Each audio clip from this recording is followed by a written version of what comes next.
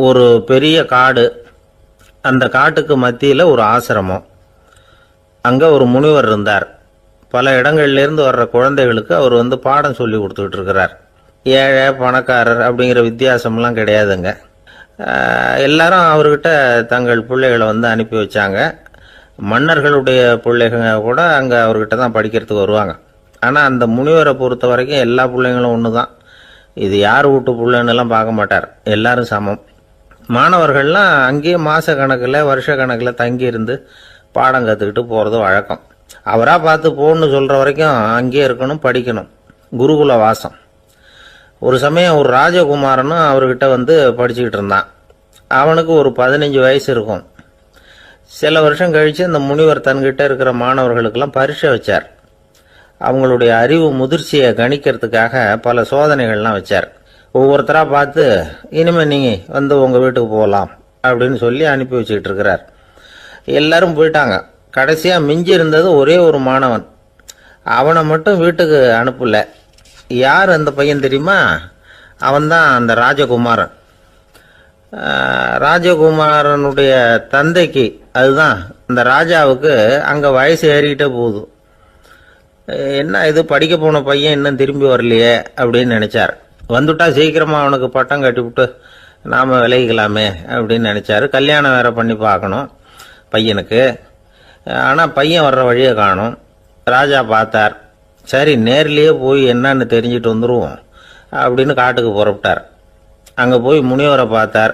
முனிவர் இவரை அன்பாக வரவேற்று உட்கார வச்சார். அதுக்கப்புறம் ராஜா மெதுவா, எல்லாரையும் வீட்டுக்கு அனுப்பி வச்சுட்டீங்களாமே, ஏன் பிள்ளைய மட்டும் அப்படின்னு சொல்லி மெதுவாக இழுத்தார். முனிவர் இதுக்கு உடனே பதில் சொல்லலை. ராஜாவை கூப்பிட்டுட்டு போய் விருந்தினர் குடிசையில் தங்க வச்சார். அதுக்கப்புறம் சொன்னார், உங்கள் மகன் எல்லா பாடங்கள்லையும் முதல் இடம் வாங்கியிருக்கான். இப்படி முதலாவதாக வர்ற மாணவனுக்கு நாங்கள் இன்னொரு தேர்வு வைக்கிறது வழக்கம். அதுலேயும் அவன் முதலாவதாக வந்துட்டான்னா அவன் ஒரு பெரிய வித்வான் அப்படிங்கிற கௌரவத்தை அடைஞ்சிருவான் அப்படின்னார். அதாவது முனிவர் அப்படி சொல்கிறார். அப்படி சொல்லிவிட்டு போயிட்டார் அவர். ராஜா அங்கேயே தங்கிட்டார். ராத்திரி படுத்து தூங்கினார். காலையில் எழுந்திரிச்சு அந்த குடிசைக்கு வெளியில் வந்தார் பல்லு விளக்கிறதுக்காக. அந்த சமயத்தில் தூரத்தில் ஒருத்தன் ஒரு கையில் கோடாலியை வச்சுக்கிட்டு தலையில் ஒரு பெரிய விறகு கட்டை சுமந்துக்கிட்டு வந்துக்கிட்டு இருக்கிறது மாதிரி தெரிஞ்சுது. யாராவது விறகு வெட்டியாக இருக்கும் அப்படின்னு நினைச்சார் ராஜா. கிட்ட வந்ததும் உத்து பார்க்குறாரு. பார்த்தா அது தன்னோட புள்ள. திகைச்சு போயிட்டார். என்ன இது, ஒரு ராஜகுமாரனை கூட இது மாதிரி வேலையெல்லாம் செய்ய சொல்கிறாங்களே அப்படின்னு நினைச்சார். ராஜகுமாரன் விறகு கட்டை கொண்டுகிட்டு போய் கொல்லை பக்கம் வச்சான். அந்த சமயம் முனிவர் அங்கே வந்தார். என்ன மகனே, விறகு வெட்டிட்டு வந்துட்டியா? சரி, இப்போ ஒரு துடைப்பத்தை எடுத்துக்கோ, விருந்தினர் குடிசையின் வாசல் பக்கத்தை கூட்டி பெருக்கி சுத்தம் பண்ணு போ அப்படின்னார். அப்படியே செய்கிறேன் குருவே அப்படின்னு சொல்லிவிட்டு போனான். சுத்தம் பண்ண ஆரம்பிச்சிட்டான். ராஜா பார்த்தார் இதை. உடனே ஓடியாந்தார். மகனே, என்ன காரியம் பண்ணுற? துடப்பத்தை கீழே போடுனார். இப்போ அந்த ராஜகுமாரன் சொல்கிறான், தந்தையே, இது என்னுடைய குருதேவரோட உத்தரவு. இங்கே நான் ஒரு மாணவன். இங்கே அரசனும் ஒன்று தான், ஆண்டியும் ஒன்று தான். குருதேவர் சொல்கிறத மறுக்காமல் செய்கிறது தான் எங்கள் கடமை அப்படின்னா. இந்த சமயம் முனிவர் அங்கே வந்தார். இவனை முதுகில் தட்டி கொடுத்தார். அப்புறம் ராஜா கிட்ட சொன்னார், அரசே, உங்கள் புள்ள எங்கள் கடைசி தேர்வுலையும் வெற்றி பெற்றுட்டான். பணிவு தான் மாணவர்களின் மிக உயர்ந்த குணம். குருநாதர் சொல்றது மனசுக்கு பிடிக்கலன்னா கூட மறுக்காம செய்யணும். அப்படி செய்யறதுனால எதை செய்யலாம் எதை செய்யக்கூடாது அப்படிங்கிற விவேகம் அவங்களுக்கு வந்துடும். செய்யக்கூடாததை கூட பெரியவங்க சொல்லிவிட்டா செஞ்சுதான் ஆகணும் அப்படிங்கிற பணிவு அவங்களுக்கு வந்துடும். இந்த குணம் வந்துட்டுதுன்னா அவங்க எத்தனை கடினமான வேலையா இருந்தா கூட ரொம்ப சுலபமா செஞ்சு முடிச்சிருவாங்க. தூக்கத்திலேயும் அப்புறம் துக்கத்திலேயும் தோண்டு போட மாட்டாங்க. இந்த பணிவும் விவேகமும் அவங்க கிட்ட மன உறுதியை ஏற்படுத்தும். அந்த உறுதி உங்க பையனுக்கு வந்தாச்சு. இனிமே அவனை நீங்க அழைச்சிட்டு போகலாம். அவன் நிச்சயமா பேரும் புகழும் பெறுவான் அப்படின்னாரு. ராஜா அவரை பார்த்து, குருதேவா, புரிஞ்சுக்கிட்டேன், என்னை மன்னிக்கணும் அப்படின்னாரு. அதுக்கப்புறம் மகனை அழைச்சிக்கிட்டு நாட்டுக்கு திரும்பி வந்துட்டார். இந்த கதையை இன்று ஒரு தகவலில் சொல்லுங்க சார், உங்கள் நிகழ்ச்சியில் சொல்லுங்க சார் அப்படின்னு சொல்லி மாணவர்கள் கேட்டால் பணிவாக இருக்கிறது எப்படி அப்படிங்கிறத புரிஞ்சுக்குவாங்க அப்படின்னு சொன்னார் ஒருத்தர். சரி சொல்லுவோம், அதுக்கு முன்னாடி நேர்லேயே ஒரு பையன்கிட்ட சொல்லி பார்க்கலாமே அப்படின்னு தோணுச்சு. உடனே ஒரு பையனை கூப்பிட்டோம். ஏன்பா உங்கள் வாத்தியார் உனக்கு இது மாதிரி ஒரு பரீட்சை வச்சா என்ன பண்ணுவேன் அப்படின்னு கேட்டோம். நானும் அப்படி தான் சார் நடந்துக்குவேன், விறகு வெட்டுவேன், தொடப்பத்தினால கூட்டி சுத்தம் பண்ணுவேன், உடனே செஞ்சு முடிச்சிருவேன் சார் அப்படின்னா. பலே பரவாயில்லையே அப்படின்னோம். ஆமாம் சார், அப்படி செஞ்சால் தானே வீட்டுக்கு அனுப்புவார், இல்லைன்னா இன்னொரு வருஷம் இங்கேயே இருந்து படின்னு சொல்லி விடுவார், அதனால் அப்படி செய்வேன் அப்படிங்கிறான் அந்த பையன். ஒரு காட்டில் ஒரு நரி இருந்தது. ஒரு நாள் காலை நேரம் அது தன்னுடைய இருப்பிடத்திலிருந்து வெளியில் வந்தது. கொஞ்சம் தூரம் நடந்து வந்தது. அப்போ தான் அது தன்னோட நிழலை கவனித்து பார்த்தா அது ரொம்ப நீளமாக பெருசாக இருக்குது. காலை நேரத்தில் நிழல் அப்படி தானே இருக்கும். ஆனால் அந்த நரிக்கு அந்த விஷயம் தெரியல. தன்னுடைய நீண்ட பெரிய நிழலை பார்த்து ஆச்சரியப்பட்டது. ஆஹா, நாம் இவ்வளவு பெருசாக இருக்கிறோம் அப்படின்னா என்னுடைய காலை சாப்பாட்டுக்கு ஒரு யானை இல்லைன்னா ஒரு ஒட்டகம் கிடைச்சாதான் சரியாக இருக்கும் போல இருக்கு அப்படின்னு முடிவு பண்ணிக்கிட்டுது. உடனே ஒரு யானை அல்லது ஒட்டகத்தை தேடி அலைஞ்சது, எங்கே கிடைக்கும்னு.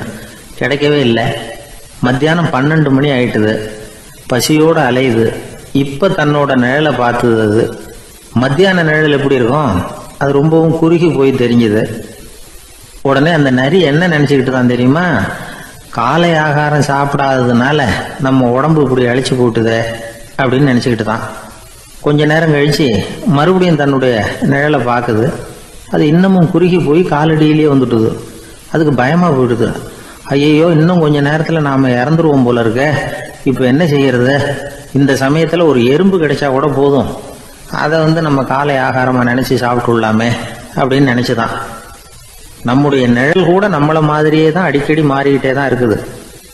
அது எப்பவும் ஒரே மாதிரி இருக்கிறது இல்லை. மனிதனுக்கு ஏற்படுகிற தன்முனைப்பு இருக்கு பாருங்க, ஈகோ, அது கூட ஒரு நிழல் மாதிரி தானா. அப்படி நினைக்க ஆரம்பிச்சுட்டா அதனால ஏதும் பிரச்சனை வராதான். தன்முனைப்பை நிழல் போலவே ஏற்றுக்கொள்ளுங்கள் அப்படிங்கிறது பெரியவங்க கருத்து.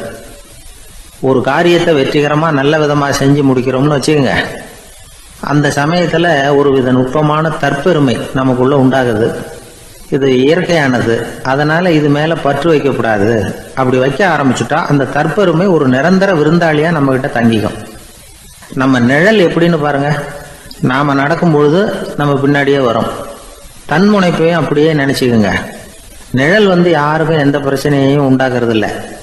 ஆனால் அந்த நிழலை கண்டே நாம் பயப்பட ஆரம்பிச்சுட்டா நாம் எதுலேயும் வெற்றி காண முடியாது. நிழலோட சண்டை போடக்கூடாது. அது மாதிரி தன்முனைப்போடவும் நாம் சண்டை போட வேண்டியதில்லை.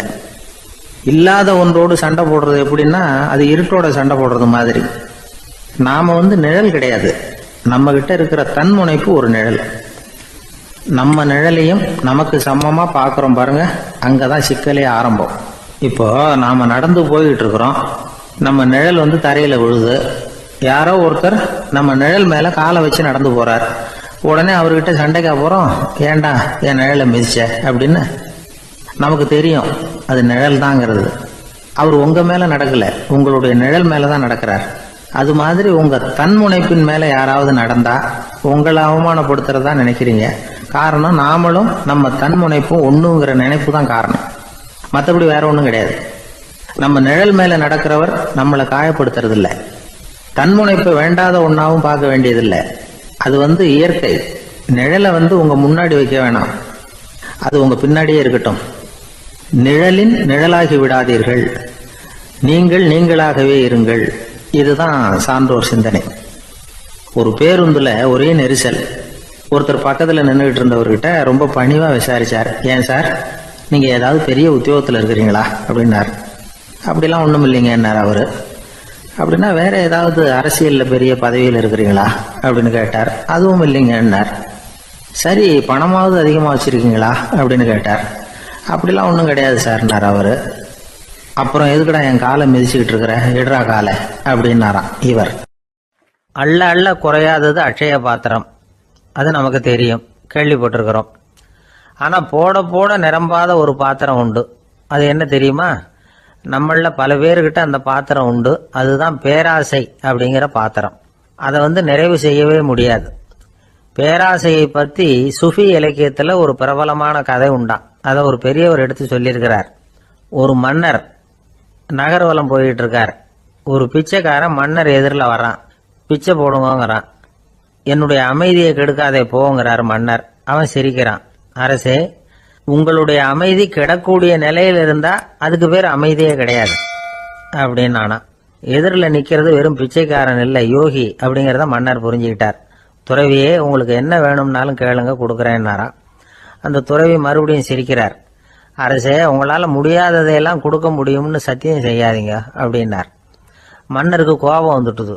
என்ன இவர் இப்படி சொல்றாரு அப்படின்னு நினைச்சார். நகர்வலத்தை பாதியிலேயே நிறுத்தினார். வாங்க அரண்மனைக்குன்னார். துறவியை அழைச்சிக்கிட்டு அரண்மனைக்கு வந்துட்டார். துறவி தன்கிட்ட இருந்த பிச்சை பாத்திரத்தை நீட்டினார்.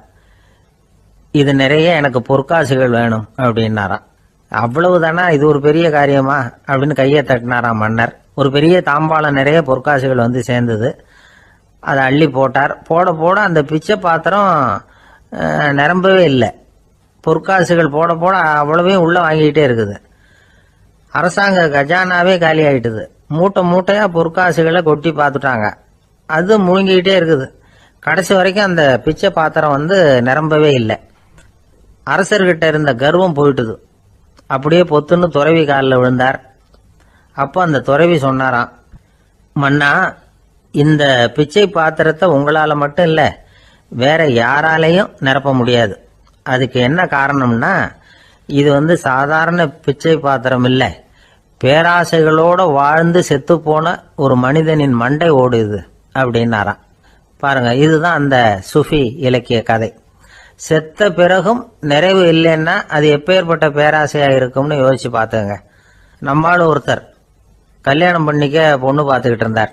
அழகு, அறிவு, படிப்பு எதுவும் தேவையில்லை, பணம் மட்டும் இருந்தா போதும் அப்படின்னு பார்க்குறவங்க கிட்ட எல்லாம் சொல்லி வச்சார். ரொம்ப நாளைக்கு அப்புறம் ஒரு பணக்காரர் கிடைச்சார். அவர் சொன்னார், இதை பாருங்க, எனக்கு 20 வயசுல ஒரு மகள், அவளை நீங்க கல்யாணம் பண்ணிக்கிட்டா 2 லட்சம் பணம் கொடுப்பேன். 25 வயசுல ஒரு பொண்ணு, அவளை கல்யாணம் பண்ணிக்கிட்டா 2.5 லட்சம் தருவேன். 30 வயசுல ஒரு பொண்ணு இருக்கா, அவளை கல்யாணம் பண்ணிக்கிட்டா 3 லட்சம் தருவேன். என்ன சொல்ற அப்படின்னாராம். இவன் கொஞ்ச நேரம் யோசிச்சு பார்த்துருக்கான். அதுக்கப்புறம் மெதுவா அவரை நிமிர்ந்து பார்த்து, ஏன் சார், உங்ககிட்ட 50 வயசுல ஏதாவது பொண்ணு இருக்கா அப்படின்னு கேட்டானா. சில பேரை இப்படி சொல்றது உண்டு, அடுத்தவங்களை அனுசரிச்சு நடந்துக்க தெரியல, அவன் என்ன சார் மனுஷன் அப்படிம்பாங்க. சக மனிதர்களோட எப்படி பழகிறது அப்படின்னு தெரியாததுனாலேயே பல பேர் இன்னைக்கு சங்கடப்பட்டுக்கிட்டு இருக்கிறாங்க. வசதி வாய்ப்பெல்லாம் சரியா இருக்கும், ஆனா வாழ்க்கை சரியா இருக்காது. இன்னொருத்தர்கிட்ட எப்படி பேசுறது பழகிறதுங்கிறது தெரியாததுனால தான் இந்த அவஸ்தை. சரி, இந்த அவஸ்தை இல்லாம வாழறது எப்படி? இதுக்கு அனுபவசாலிகள் சில வழிமுறைகளை சொல்றாங்க. அதெல்லாம் என்னென்னங்கிறத இப்ப தெரிஞ்சுக்குவோம். முதல்ல நம்ம நாக்கு நம்ம கண்ட்ரோல்ல இருக்கணும். வார்த்தைகளை வந்து கொட்டி விட்டு அதுக்கப்புறம் அள்ள முடியாம கடந்து கஷ்டப்படக்கூடாது. எப்படி பேசுறோங்கிறதும் முக்கியம், பேசுறப்ப எப்படி முகத்தை வச்சிருக்கிறோங்கிறதும் முக்கியம். அன்பா பேசினாலும் நல்லா இருக்கும். அப்படி பேசுறப்ப ஆதரவா அவர் தோள் மேல ஒரு கையை போட்டுக்கிட்டு பேசினா இன்னமும் நல்லா இருக்கும். 2வது விஷயம், இன்னொருத்தர்கிட்ட பேசுறப்ப வாக்குறுதிகளை அள்ளி வீசக்கூடாது. கொடுக்கற வாக்குறுதி குறைச்சலா இருக்கணும். அப்படி கொடுத்த வாக்குறுதியை கண்டிப்பா நிறைவேற்றணும். நாம ஒருத்தரை பாராட்டுறோம் அல்லது அவரை பத்தி அபிப்பிராயம் சொல்றோம்னா அது ஆக்கப்பூர்வமா இருக்கணும். நம்ம பாராட்டு அல்லது விமர்சனம் அடுத்தவருடைய முன்னேற்றத்துக்கு உதவுறது மாதிரி இருக்கணும். நாம சொல்றதை கேட்டுட்டு அவன் தலையில கையை வச்சுட்டு உட்காந்துடக்கூடாது. எப்பவும் உற்சாகமா இருக்கணும், முகம் மலர்ச்சியா இருக்கணும். மனுஷன் இருந்தா வருத்தம், கவலை, ஏமாற்றம் எல்லாம் இருக்கதான் செய்யும். அதெல்லாம் மனசுல இருக்கட்டும். அந்த வருத்தமும் கவலையும் ஏமாற்றமும் சேர்ந்துக்கிட்டு நம்ம முகத்துல இருக்கிற மலர்ச்சியை மூடி மறைக்கிறதுக்கு நாம இடம் கொடுத்துடக்கூடாது. எந்த விஷயத்தை பத்தி யாருகிட்ட பேசினாலும் வெளிப்படையா பேசணும், திறந்த மனசோட பேசணும். மூடி மறைச்சி முன்னு மூங்கிக்கிட்டு இருக்கக்கூடாது. இன்னொருத்தர்கிட்ட பேசுறப்போ விவாதம் பண்ணுங்க, அது தப்பு இல்லை, ஆனா வாதாடிக்கிட்டு இருக்கக்கூடாது. அதாவது என்ன சொல்றாங்கன்னா, டிஸ்கஸ் பண்ணலாம், ஆர்கியூ பண்ணக்கூடாதான். நம்ம கிட்ட இருக்கிற நல்ல குணங்களை நாம எடுத்து சொல்லிட்டு இருக்கக்கூடாது. அந்த நல்ல குணங்களே நம்மளை பத்தி எடுத்து சொல்லணும், அது மாதிரி நடந்துக்கணும். அதே மாதிரி அடுத்தவங்க கிட்ட உள்ள கெட்ட குணங்களை பத்தி அவசியம் இல்லாம நாம பேச வேண்டியதில்லை. உங்களை பத்தி யாராவது தப்பா பேசுறாங்களா, அப்படி அவங்க பேசுறதுல உண்மை இல்லையா அப்படின்னா அதை நீங்க பொருட்படுத்த வேண்டியதில்லை, விட்டுடலாம், அது தானா போயிடும். ஒரு 4-5 பேரோட பேசிக்கிட்டு இருந்தீங்கன்னா எல்லாருக்கும் முக்கியத்துவம் கொடுங்க, யாரையும் அலட்சியப்படுத்தாதீங்க. தமாஷா பேசலாம், ஆனால் அவங்க தமாஷ் அடுத்தவங்களை கேலி பண்ணுறதா இருக்கக்கூடாது. நமக்கு கிடைக்க வேண்டியது கிடைக்கலையே அப்படிங்கிற தவிப்பு நம்மக்கிட்ட இருக்கக்கூடாது. அது தேவையில்லை. உங்கள் செயல்பாடுகள் தெளிவாக இருக்கட்டும், பாராட்டு தானாக அவங்கள தேடிட்டு வரும். இன்னொரு மனுஷனுடைய மனசில் கௌரவமான ஒரு இடத்த பிடிக்கணும்னா நாம் இந்த குணத்தையெல்லாம் நம்மக்கிட்ட வளர்த்துக்கணும். இதெல்லாம் அனுபவசாலிகள் சொல்லியிருக்கிற குறிப்புகள். இந்த குறிப்புகளை சரியாக புரிஞ்சுக்கணும். அது முக்கியம். தப்பாக புரிஞ்சுக்கிட்டா என்ன ஆகும் தெரியுமா? இதை கேளுங்க. ஒருத்தர் வந்தார். சார், அடுத்தவங்க தோள் மேலே கையை போட்டுக்கிட்டு அன்பாக பேசணும்னு சொன்னீங்க. அப்படிதான் பேசினேன். அவர் முதுக கூட தட்டி கொடுத்தேன். என் வேலை போயிடுது சார், வீட்டுக்கு அனுப்பிச்சிட்டாங்க அப்படின்னார். யாருக்கிட்ட அப்படி பேசுனீங்கன்னு கேட்டோம். என் முதலாளிகிட்ட சார் அப்படிங்கிறார் ரொம்ப சோகமா. ஒரு மாணவனை பார்த்தேன். என்ன தம்பி படிப்புலாம் எப்படி இருக்குது அப்படின்னு விசாரித்தேன். அவன் ரொம்ப அழுத்துக்கிட்டான். நான் நல்லா தான் சார் படிக்கிறேன், இருந்தாலும் புத்தியில் சரியாக ஏற மாட்டேங்குது சார் அப்படின்னா. சரி, இவனும் நம்ம ரகம்தான் அப்படின்னு சொல்லி முடிவு பண்ணிட்டோம். கல்வி கற்கக்கூடிய ஒரு மாணவன் சம்பந்தப்படுற புத்திகள் பல வகை. அதை பற்றி ஒரு பெரியவர் விளக்கி இருக்கிறார். மிருத்து புத்தின்னு ஒன்று இருக்குதான்.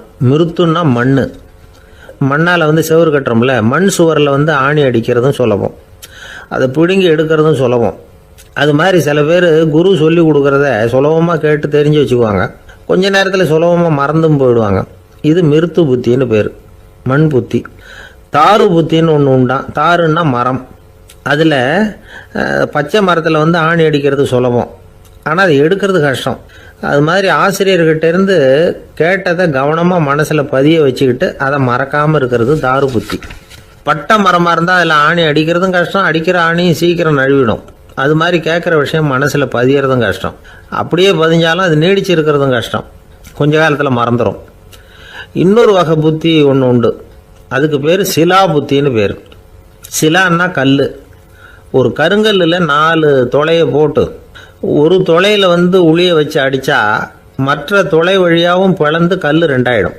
அது மாதிரி சந்தியான இடங்களில் குறிப்பாக ஒரு பொருளை சொன்னால் அதை வச்சுக்கிட்டு மற்றதையும் தெரிஞ்சுக்கிறது, அது சிலா புத்தின்னு பேர். வேணு புத்தின்னா என்ன தெரியுமா? வேணுன்னா மூங்கில் கணுவில் ஒரு பக்கம் உளியை வச்சு அடித்தா 2 பக்கமும் பிளந்துடும். அது மாதிரி ஒரு செய்தியை கேட்டுக்கிட்டு இருக்கிறப்பவே அதோட முன்பின் தொடர்களையும் தெரிஞ்சுக்கணும், அது வேணு புத்தி. தைல புத்தின்னு ஒன்று உண்டு. தைலம்ங்கிறது எண்ணெய். தண்ணியில் ஒரு துளி எண்ணெயை விட்டால் அது தண்ணி பூரா பரவி போடுதில்ல. அது இப்படி பரவுறது மாதிரி ஆசிரியர் சுருக்கமாக ஒரு கருத்தை சொன்னால் அதை வச்சுக்கிட்டு பூரா விஷயங்களையும் தெரிஞ்சுக்கணும், அது தைல புத்தி. கற்பூர புத்தின்னு ஒன்று கேள்விப்பட்டிருக்கோம். அது எப்படின்னா, கற்பூரம் தீ பட்ட உடனே பிடிச்சிக்கும். ஆசிரியர் சொன்ன உடனே நுண்ணறிவோட பாடங்களை புரிஞ்சுக்கிறது இந்த வகை புத்தி. கரி புத்தின்னு ஒன்று. அது எப்படின்னா, கரியில் நெருப்பை வச்சு விசிறிய பிறகு அதுக்கப்புறம் அது கறி நெருப்பாகும். அது மாதிரி காலம்பரை சாயந்தர வேலைகளில் ஆசிரியர் பாடம் சொல்லி கொடுப்பார். அதை கொண்டு புரிஞ்சுக்கிறது இந்த வகை. கதலித்தண்டு புத்தின்னு ஒன்று சொல்லுவாங்க. கதலிங்கிறது வாழை மரம். வாழைத்தண்டில் தீ வைக்கிறது எவ்வளவு சிரமமோ அவ்வளவு சிரமத்தோடு கல்வி கற்கிறது கதலித்தண்டு புத்தி. இதை தவிர இன்னும் சில வகையான மாணவர்களை கூட அடையாளம் காட்டுறாங்க. ஆசிரியர் சொன்னதில் நல்லதை மட்டும் எடுத்துக்கிறவன் அன்னம். ஆசிரியர் கிடைச்ச இடத்துல பாடத்தை கேட்டுக்கிட்டு பிறகு தனியாக உட்காந்து சிந்திக்கிறவன் பசு. பசுமாடு அப்படி தானே, புல் கண்ட இடத்துல மேயும், அதுக்கப்புறம் நிதானமாக அசை போட்டுக்கும். ஆசிரியர் சொன்னதை தவிர வேற எதையும் சொல்ல முடியாதவன் கிளி. பல இடங்களில் பாடங்கள் கேட்டு கடைசியில் ஒன்றும் புரியாமல் போகிறவன் ஆடு. ஆடு ஒரு செடியில் வயிறார மேயாது, ஒரே செடியில். இக்கரைக்கு அக்கறை பச்சைன்னா அங்கேயும் இங்கேயும் அலைஞ்சிக்கிட்டே இருக்கும். சில பேருக்கு எருமைன்னு பேர். எருமை எப்படின்னா குளத்து நீரை கலக்கி தான் குடிக்கும். அது மாதிரி ஆசிரியர் மனசை நோக செய்து பயில்கிற மாணவர்கள்லாம் இந்த ரகம். இவ்வளவுலாம் இருந்தாலும் இந்த காலத்து மாணவர்கள்லாம் ஒரு தனி ரகம். ஒரு ஆசிரியர் வகுப்பில் பாடம் நடத்திக்கிட்டு இருந்தார். இலக்கண வகுப்பு. இறந்த காலம், நிகழ்காலம், எதிர்காலம், past tense, present tense, future tense, இதை பற்றிலாம் பாடம் நடத்துகிறார். எல்லாம் சொல்லி கொடுத்துட்டு இப்போ நான் ஒரு வாக்கியம் சொல்லுவேன், அது என்ன காலம் அப்படிங்கிறத நீங்கள் சொல்லணும்னார் ஆசிரியர். சரி, நாங்கள் மாணவர்கள்லாம், நான் நாளைக்கும் பாடம் நடத்த போகிறேன், இது என்ன காலம் அப்படின்னு கேட்டார் ஆசிரியர். அதாவது நான் நாளைக்கும் பாடம் நடத்த போகிறேன், இந்த வாக்கியம் என்ன காலம்னு கேட்டார். ஒரு பையன் மெதுவாக எழுந்திரிச்சு சொன்னான், இது எங்கே போதாத காலம் சார் அப்படின்னு சொல்லிவிட்டு உட்காந்துட்டானான். ஒரு பள்ளிக்கூடம், அதில் வசதியான வீட்டுக்குள்ள ஒருத்தன் படிச்சுக்கிட்டு இருந்தான். இன்னொரு ஏழை பையனும் அங்கே படிச்சுக்கிட்டு இருக்கிறான். இவங்க 2 பேரும் ஒரே தெருவில் தான் இருக்கிறாங்க. பணக்கார வீட்டு பையன் பங்களாவில் இருந்தான். அவனுக்கு வேலை செய்யறதுக்காக சில வேலை ஆட்கள் உண்டு. அதனால அவன் நல்லா சாப்பிடுவான், தூங்குவான். ஏதோ வரணுமேங்கிறதுக்காக பள்ளிக்கூடத்துக்கு வருவான், போவான், அவ்வளவுதான். இந்த ஏழை பையன் இருக்கானே, அவன் அப்படி இல்லை. காலையில் எழுந்திருப்பான், உடற்பயிற்சி பண்ணுவான், அவங்க வீட்டில் கிடைக்கிற சாதாரண உணவு அதை அளவோடு சாப்பிடுவான், வீட்டில் உள்ள வேலைகளையும் செய்வான், பள்ளிக்கும் தவறாமல் வந்துடுவான். அவனுக்கு கூட பிறந்த சகோதர சகோதரிகள் 8 பேர். எல்லாரும் தன்னம்பிக்கையோடு அவங்க வேலையை செஞ்சுக்கிட்டு இருந்தாங்க. இந்த பையன் எப்பவும் உண்மையை தான் பேசுவான், கடமையை ஒழுங்காக செய்வான். ஆசிரியர்களுக்கு இவனை ரொம்ப பிடிக்கும். அதனால் இவனை அந்த பள்ளிக்கூடத்து மாணவர் தலைவனாக ஆக்கியிருந்தாங்க. இது அந்த பெரிய இடத்து பையனுக்கு பிடிக்கல. மாணவர் தலைவனுக்கு பணிஞ்சு போகிறதுக்கும் அவனுக்கு விருப்பம் இல்லை. ஒரு நாள் வகுப்பில் ஆசிரியர் எல்லா மாணவர்களுக்கும் ஒரு வேலை கொடுத்தார். எல்லாரும் அதை சுறுசுறுப்பாக செஞ்சுக்கிட்டு இருக்கிறாங்க. இவன் மட்டும் சோம்பலாக உட்காந்துருக்கிறான். ஆசிரியர் அந்த பக்கமாக வந்தார், இதை பார்த்துட்டார். உடனே மாணவர் தலைவனாக இருக்கிற அந்த ஏழை பையனை கூப்பிட்டார். இந்த பாருப்பா, ஏன் அந்த பையன் இப்படி சும்மா உட்காந்துருக்கிறான், என்னன்னு விசாரிச்சு சொல்லு அப்படின்னு சொல்லிவிட்டு உள்ளே போயிட்டார். இவன் மெதுவாக போய் அவங்ககிட்ட விசாரிச்சான், ஏன் இப்படி சோர்ந்து போய் உட்காந்துருக்கிற அப்படின்னு.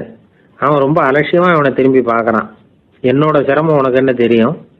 வீட்டில் என்னுடைய சௌகரியங்களை கவனிக்கிற வேலையாட்கள் 2 பேரும் இன்னைக்கு வேலைக்கு வரல. அதனால் என்னோட வேலையெல்லாம் நானே கவனிக்கிற மாதிரி ஆயிட்டுது. அதனால் சோர்ந்து போயிட்டேன் அப்படின்னு நான். அப்புறம் கேட்டிருக்கான், அது சரி, உன்னுடைய வீட்டில் உன்னுடைய வேலைக்காரங்க வராத போது நீ எப்படி சமாளிக்கிற அப்படின்னு கிண்டலாக கேட்டிருக்கான். அதாவது இவன் ஏழைங்கிறதையும் இவன் வீட்டில் வேலை செய்யறதுக்கு யாரும் இல்லைங்கிறதையும் இப்படி சொல்லி கிண்டல் பண்ணுறான். இந்த ஏழை பையனுக்கு இது புரிஞ்சுது, மனசு வேதனை போட்டுது. இருந்தாலும் வெளியில் காட்டியாமல் சிரிச்சுக்கிட்டே சொன்னானா, எனக்கு அந்த கவலையே கிடையாது. என்னுடைய உதவிக்கு நான் நினைச்ச உடனே என்னுடைய காரியத்தை செய்யறதுக்கு 8 பேர் எப்பவும் தயாராக இருப்பாங்க அப்படின்னு நான். இவன் இப்படி சொன்னதும் அவனுக்கு ஒரு மாதிரி ஆயிட்டு தான். தலையை குனிஞ்சுக்கிட்டே போட்டான். உள்ளே உட்காந்துருந்த ஆசிரியர் காதில் இது விழுந்தது. உடனே இந்த ஏழை பையனை உள்ளே கூப்பிட்டு போனாரு, கேட்டாரு, என்னப்பா இப்படி சொல்ற? இவன் பொய் சொல்ல மாட்டாங்கிறது அவருக்கு தெரியும். அவனை சமாளிக்கிறதுக்காக இப்படி ஒரு பொய்யை சொல்லியிருப்பாங்கிறதையும் அவரால் ஏற்றுக்க முடியல. ஏன்பா, நீ நினைக்கிற காரியத்தை செய்ய 8 பேர் தயாராக இருக்கிறதா சொன்னியே, உன்னுடைய சகோதர சகோதரிகளை குறிப்பிட்டு அப்படி சொன்னியா அப்படின்னு கேட்டார். இல்லைங்க ஐயா, நான் அவங்கள குறிப்பிட்டு அப்படி சொல்லலைன்னா. அப்படின்னா பொய் சொன்னியா? இந்த சின்ன விஷயத்துக்கு அப்படி பொய் சொல்லலாமான்னார். ஐயா, நான் பொய்யும் சொல்லலைன்னா. இவன் அப்படின்னா நீ சொன்னதுக்கு என்ன அர்த்தம்னார். இப்போ அந்த பையன் சொல்றான், ஐயா, நான் நினைக்கிறத செய்து முடிக்க என் கூட இருக்கிற அந்த 8 பேர் யாருன்னா 2 காலு, 2 கை, வாய், மூக்கு, கண்ணு, காது, ஆக மொத்தம் 8. இவங்க தான் இந்த வேலை ஆட்கள். நான் சொல்றதை செய்யறதுக்கு, நான் சொல்றதை கேட்கறதுக்கும் செய்யறதுக்கும் அவங்க எப்பவும் தயாரா இருக்காங்க. அந்த அளவுக்கு என்னுடைய பயிற்சிகள், பழக்க வழக்கங்கள் மூலமா அவங்கள நல்ல நிலைமையில வச்சிருக்கிறேன் அப்படின்னா. இந்த கதையை சுவாமி சின்மயானந்தர் சொல்றது வழக்கம். இயற்கை நமக்கு கொடுத்துருக்கிற வேலை ஆட்கள் இந்த 8. இவங்களை நல்ல முறையில வச்சிருந்து வேலை வாங்க வேண்டியது நம்முடைய கடமை. அந்த கடமையை ஒழுங்கா செஞ்சுக்கிட்டு வந்தா வாழ்க்கையில வெற்றி நிச்சயம். இல்லைன்னா குழப்பம்தான். புத்தி சரியா இல்லைன்னா இந்த வேலையாட்கள் நாம சொல்றத கேட்க மாட்டாங்க. ஒருத்தன் குடி போதையில தள்ளாடி தள்ளாடி போய் ஒரு மரத்துல முட்டிக்கிட்டானா. தலையில கட்டு போட்டுக்கிட்டு மறுநாள் வந்திருக்கான். ஏன்டா இப்படி பண்றேன்னு கேட்டிருக்காங்க. நான் ஒதுங்கி போன்னு தான் சொன்னேன், அது கேட்கல அப்படின்றான். எது கேட்கல? உன்னோட காலா அப்படின்னு கேட்டிருக்காங்க. இல்லைங்க, அந்த மரம் அப்படின்னு நானா. கணவன் மனைவி அன்பா இருக்கணும், ஒருத்தர் நல்லா புரிஞ்சுக்கணும், விட்டு கொடுக்குற மனப்பான்மை வேணும். அதுதான் ஒரு நல்ல குடும்பம். இன்னைக்கு பல குடும்பங்கள்ல அர்த்தமில்லாத சண்டைகள் தான் அதிகம். கிராமப்புறங்களில் வேடிக்கையாக ஒரு கதை சொல்லுவாங்க. ஒரு ஊரில் ஒரு ஆள் இருந்தான், வேலை வெட்டி இல்லாமல் சும்மாவே இருந்தான். அவனுக்கு கல்யாணம் பண்ணி வச்சாங்களாம். மனைவி வந்து சேர்ந்தா, சும்மாவே உட்காந்துருக்கிறியே, ஏதாவது சம்பாதிக்கிற வழியை பாரு அப்படின்ட்டு இருக்கா. அதுக்கு தான் யோசனை பண்ணிட்டு இருக்கிறேன், ஒரு அருமையான ஐடியா அப்படின்னு நானா. என்ன அது சொல்லு அப்படின்ட்டு இருக்கா. அவ ஒரு ஆட்டுக்குட்டி வாங்க போறேன்னு இருக்கான். அதை வாங்கி என்ன பண்ண போறேன்னா, அந்த குட்டி வளரும், பெருசாகும், அதுக்கப்புறம் அது நிறைய குட்டி போடும் அப்படின்ட்டு இருக்கான். சரி, அப்புறம் என்ன, அதையெல்லாம் சந்தையில் கொண்டுட்டு போய் விற்றுவிட்டு அந்த காசுக்கு ஒரு எருவு மாடு வாங்கலாம். சரி, அது எதுக்கு? எருவு மாடு நிறைய பால் கொடுக்கும், அதை கொண்டுகிட்டு போய் பால் பண்ணையில் கொடுப்பேன், அல்லது நானே விற்றுருவேன், கை நிறைய காசு கிடைக்கும். அதுக்கப்புறம் ஒரு பசுமாடு வாங்குவேன், பாலையும் விற்கலாம், நாமளும் காய் போட்டு சாப்பிட்லாம், இப்படிலாம் சொல்லியிருக்கான். அப்போ அந்த பொண்ணு சொல்லிச்சான், அடுத்த தெருவில் இருக்கிற எங்கள் அம்மா வீட்டுக்கும் கொஞ்சம் பால் கொடுத்து அனுப்பலாம் அப்படின்ட்டுருக்கா அந்த பொண்ணு. இந்த இடத்துல கணவனுக்கு கோவம் வந்துட்டுது. அது எப்படி உங்கள் அம்மா வீட்டுக்கு எதுக்கு கொடுக்கணும், அதெல்லாம் முடியாதுன்றிருக்கான். இந்த இடத்துல சண்டை ஆரம்பமாயிட்டுது. கொஞ்ச நேரத்தில் 2 பேரும் சத்தம் போட ஆரம்பிச்சிட்டாங்க. கடுமையான சண்டை நடக்கிறத பக்கத்து வீட்டுக்காரன் காதில் வாங்கினான். அவன் ஓடியாந்தான். அவனுக்கு தெரியும், வாங்காத மாட்டுக்காக இப்படி சண்டை போட்டுக்கிட்டு இருக்கிறாங்கங்கிறது அவனுக்கு புரியும். அவன் ஓடி வந்து சொன்னான், ஏண்டா உன்னோட பசுமாட்டை ஒழுங்காக கட்டி போடக்கூடாதான்னு இருக்கான். என்னடா சொல்கிறேன்னா இவன், உன் மாடு என் தோட்டத்தில் வந்து மேய்ஞ்சுட்டுது, பயிரெலாம் நாசமாயிட்டுது, 10,000 ரூபா அளவுக்கு சேதம், அதை வாங்கிட்டு போகிறதுக்கு தான் வந்தேன், குடுறா 10,000 நானா. இவன் அரண்டு போயிட்டான். அப்புறம் சொன்னான், டே நான் இன்னும் மாடே வாங்கலையே, அதுக்குள்ளே அது வந்து எப்படிடா உன் தோட்டத்தில் மேயும், என்னடா உளறேன்ருக்கான். நீ தாண்டா இப்போ உளறிக்கிட்டு இருக்க, மாடே வாங்கலை, அதுக்குள்ளே எப்படிடா வந்து உன்னுடைய மனைவி அவங்க அம்மா வீட்டுக்கு பால் கொடுத்து அனுப்ப முடியும் அப்படின்னு அவன் கேட்டானா. நம்மளுக்கு இப்போ தான் புத்தி வந்துதான், அர்த்தமே இல்லாத சண்டை போட்டுக்கிட்டு இருக்கிறோம் அப்படிங்கிறத அவன் புரிஞ்சுக்கிட்டானா. இது நம்ம முன்னோர்கள் சொல்லியிருக்கிற ஒரு கதை. சண்டையில் தான் அர்த்தம் இல்லையே தவிர கதையில் அர்த்தம் உண்டு. அதாவது இல்லாத விஷயங்களுக்காக சண்டை போட்டுக்கிட்டு இல்லறத்தை வீணாக்கிக்கிட்டு இருக்கிற மனிதர்கள் இன்றைக்கு நிறைய பேர் இருக்கிறாங்க. ஒருத்தன் தன்னுடைய மனைவியை பற்றி மாமனார்கிட்ட புகார் சொன்னானா, மாமா உங்கள் பொண்ணு அர்த்தமில்லாத சண்டை போடுறா, எதுக்கு எடுத்தாலும் எடுத்தெறிஞ்சு பேசுகிறா அப்படின்ட்டுருக்கான். நீ எப்படி மாப்பிள்ளை அதை சமாளிக்கிற அப்படின்னு கேட்டிருக்காரு அவரு. அவள் எடுத்தெறியறது என் மேலே படாமல் ஒதுங்கி நின்றுக்கிறேன் அப்படின்னு நானா இவன். ரொம்ப பேருக்கு கூட்டத்தில் பேசுறதுன்னா பயம். நமக்கு ஒன்றும் தெரியாதுன்னு மற்றவங்க நினச்சிடக்கூடாதுங்கிற எண்ணம் தான் இதுக்கு காரணம். ரொம்ப முக்கியமான ஒரு கூட்டம்னா பயம் அதிகமாக இருக்கும். முக்கியமானவங்கள்லாம் வருவாங்களே, அவங்கெல்லாம் நம்மளை பற்றி மட்டமாக நினச்சிருவாங்களே அப்படிங்கிற பயம் வந்துடும். ஆனால் மேடை பேச்சுங்கிறது அவ்வளவு கடினமான ஒரு காரியம் இல்லைங்கிறாங்க அது சம்பந்தமான நிபுணர்கள். யாரும் பேச்சாளர் ஆகலாம், இது ஒன்றும் பெரிய கிஃப்ட்டு கிடையாது அப்படின்னு அவங்க சொல்கிறாங்க. நீங்கள் ஒரு சிறந்த பேச்சாளர் ஆகணுமா அப்படின்னா அதுக்குன்னு சில ஆலோசனைகளை சொல்லி வச்சிருக்கிறாங்க அனுபவசாலிகள். முதல் ஆலோசனை என்னென்னா, உங்கள் பேச்சு வந்து எளிமையாக இருக்கணும். ஏதாவது ஒரு கருத்து அல்லது 2 கருத்து சொன்னால் போதும், 20 அல்லது 30 கருத்துக்களை சொல்லிகிட்டே போகக்கூடாது. 2வது ஆலோசனை, நீங்கள் என்ன பேச போகிறீங்கிறது முதல்ல உங்களுக்கு நல்லா புரியணும். அதுக்கப்புறம் தான் அதை அடுத்தவங்களுக்கு புரிய வைக்க முடியும். எப்படி ஆரம்பிக்க போகிறோம், எந்த கருத்தை முக்கியமாக வலியுறுத்த போகிறோம், எப்படி முடிக்க போகிறோம் அப்படிங்கிறத முதல்ல நல்லா சிந்திச்சு மனசில் வச்சுக்கணும். கடைசியாக என்ன சொல்கிறீங்களோ அதுதான் கேட்குறவங்க மனசில் நிற்கும். 3வது ஆலோசனை என்னென்னா, உங்கள் பேச்சு சுருக்கமாக இருக்கணும். ஒரு 15 நிமிஷம் பேசுகிறது ரொம்ப பொருத்தம், மணிக்கணக்கில் பேசிக்கிட்டு இருக்கிறது நல்லதில்லை. 4வது ஆலோசனை, நீங்கள் பேசுகிறது உண்மையாக இருக்கணும். உங்களுக்கு உண்மையான அனுபவங்கள் இருக்கும், அதை சொல்லலாம். உங்களுடைய உண்மையான அனுபவங்களை மற்றவங்களோட பகிர்ந்துக்கணும், அதுதான் முக்கியம். 5வது ஆலோசனை, ஆரம்பத்தில் கொஞ்ச நேரம் உங்களை பற்றியும் எதிரில் உள்ளவங்களை பற்றியும் சம்மந்தப்படுத்தி ஏதாவது பேசி ஒரு நெருக்கத்தை ஏற்படுத்திக்கணும். ஒவ்வொருத்தரும் இப்போ இவர் பேச போகிறது நம்ம சம்மந்தப்பட்டது அப்படின்னு நினைக்க ஆரம்பிச்சிருவாங்கல்ல, அதுக்கப்புறம் அவங்க கேட்க தயாராகிட்டாங்கன்னு அர்த்தம். எதிரில் உட்காந்துருக்கிற கூட்டத்திலிருந்து 3 பேரை தேர்ந்தெடுங்க. அதாவது வலது பக்கம் ஒருத்தர், நடுவில் ஒருத்தர், இடது பக்கம் ஒருத்தர். அதாவது உங்களை வந்து ரொம்ப கனிவாகவும் ஆர்வமாகவும் பார்க்குறவராக பார்த்து தேர்ந்தெடுத்துங்க மனசுக்குள்ளே. நீங்கள் பேசும்பொழுது என்ன பண்ணணும்னா, இவங்களை நேருக்கு நேராக மாறி மாறி பார்த்துக்கிட்டே பேசுனீங்கன்னா நீங்கள் ஏதோ ஒட்டுமொத்த கூட்டத்தையும் பார்த்து பேசுகிறதாக ஒரு உணர்வு அது ஏற்படுத்திவிடும். 6வது ஆலோசனை என்னென்னா, சொற்பொழிவுன்னா நீங்கள் பேசணும், படிக்கக்கூடாது. எழுதி படிக்கிறது நல்லா இருக்காது. குறிப்புகள் வேணும்னா வச்சுக்கலாம். படிக்கிறது பேப்பர்லேருந்து வர்றது மாதிரி இருக்கும், பேசுறது இதயத்திலேருந்து வர்றது மாதிரி இருக்கும். அப்புறம் 7வது ஆலோசனை சொல்கிறாங்க, அது என்னென்னா, மேடையில் ஏறி நின்ன உடனே இயல்பாக மூச்சை இழுத்து விட்டுங்க, இயல்பு நிலைக்கு வாங்க, அதுக்கப்புறம் இயல்பாக பேச ஆரம்பிக்கலாம் அப்படிங்கிறாங்க. இவ்வளவும் வந்து பேச்சு கலையில் வல்லுநர்களாக இருக்கிறவங்க சொல்லுகிற ஆலோசனைகள். இதையெல்லாம் கடைபிடிச்சா நமக்கும் அதுக்கும் வெகு தூரம்னு நினச்சிக்கிட்டு இருந்த ஒன்று இப்போ கிட்டத்தில் நெருங்கி வந்துடும். நாம் சொல்கிறபடியெல்லாம் அது கேட்கும். ஒரு பேச்சாளர், அவருக்கு சுருக்கமாகவே பேச தெரியாது. மேடையில் ஏற்றி விட்டுவிட்டா போதும், ஆரம்பிச்சிருவார், நிறுத்த மாட்டார், பேசிக்கிட்டே இருப்பார். ஒரு தடவை அவர் ஒரு கூட்டத்தில் ரொம்ப நேரம் பேசிக்கிட்டே இருக்கிறார். எதிரில் பொறுமை இழந்த ஒருத்தர் தன்னுடைய கை கடிகாரத்தை காட்டினார். அதை கவனித்த பேச்சாளர், மன்னிக்கணும், கை கடிகாரம் நான் கொண்டுகிட்டு வர மறந்துட்டேன், அதுதான் நேரம் போனதே தெரியல அப்படின்னு சொல்லியிருக்கிறார். இதுக்கு அவர் சொன்னாராம் கோபமா, ஏய்யா கடிகாரத்தை தான் பார்க்க முடியல மறந்துட்டேன், பக்கத்தில் மாட்டிருக்கிற கேலண்டரையாவது பார்க்கக்கூடாதா அப்படின்னாராம். தானத்தில் சிறந்தது எது அப்படின்னு ஒரு கேள்வியை கேட்டு, தானத்தில் சிறந்தது நிதானம் அப்படின்னு அதுக்கு ஒரு பதிலும் சொல்கிறவங்க உண்டு. நிதானம் ரொம்ப அவசியம், அதுவும் இன்றைய உலகத்துக்கு ரொம்ப அவசியம். இன்றைக்கி உலகம் ரொம்ப பரபரப்பாக போய்கிட்டு இருக்குது. பொறுமையாக இருக்கணும்னு நினைக்கிறவங்களால கூட அப்படி இருக்க முடியறதில்ல. பொறுமையை சோதிக்கிறது மாதிரி பல சம்பவங்கள், அதையெல்லாம் சந்திச்சே தீர வேண்டியிருக்குது. எங்கே போனாலும் க்யூவில் நிற்க வேண்டியிருக்குது, எங்கே போனாலும் காத்துக்கிட்டு இருக்க வேண்டியிருக்கு. ஆஃபீஸ்லேயோ வீட்லேயோ கூட நீங்கள் நிதானமாக பொறுமையாக நடந்துக்க தெரியலன்னா உங்களுக்கு சிடுமூஞ்சி, முசுடு இப்படிலாம் பேர் வச்சுருவாங்க. அது உங்களுக்கு தேவையா? சரி, வாழ்க்கையில் பொறுமைசாலின்னு பேர் வாங்கிறதுக்கு என்ன வழி? முதல் பாயிண்ட், நீங்கள் நினைக்கிறது, எதிர்பார்க்கறது, செய்கிறது எல்லாமே 100% கரெக்டாக நடக்கணும்னு ஆசைப்படக்கூடாது.